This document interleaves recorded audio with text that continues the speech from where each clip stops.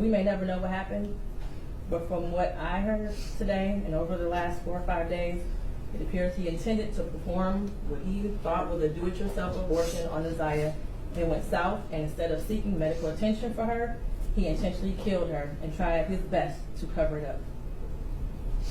As much as I want her to be alive today, there is at least probable cause to show and believe that she's dead and that she was murdered by Jarvis Butts. Mr. Butts, stand up.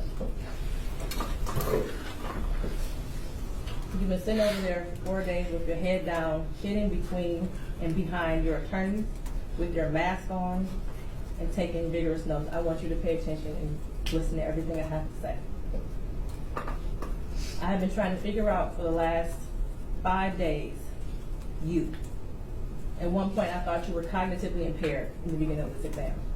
And then maybe you had the brain of a 10-year-old and that's why you were doing such things.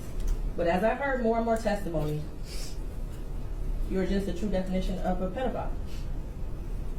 Watching you laugh and brag about all the women you have with different women and the children and the girlfriends, and making babies to groom them and having them in your presence, cleaning up, quote, cleaning up your shop, and the little girls around you, has landed you here today.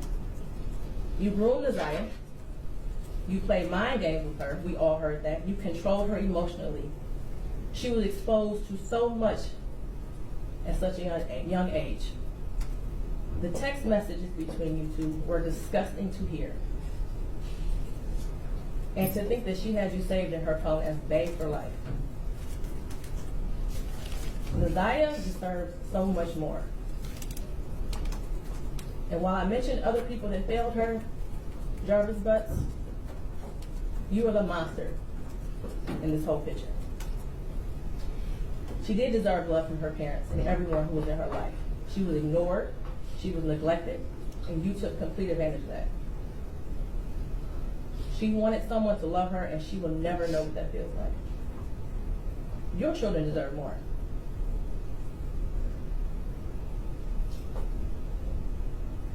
As much as defense counsel has raised issues on count 1, all that has done is raise the question of fact for the trier of fact, which means that this will be for a jury or a judge to hear in Third Circuit. I pray for the healing of all the victims and the young girls and possibly boys who have come into contact with you. As a community, we should look at this case as a prime example of how much work we have to do when it comes to protecting our children and especially our black girls. I pray for closure and healing for all those who have been traumatized by you.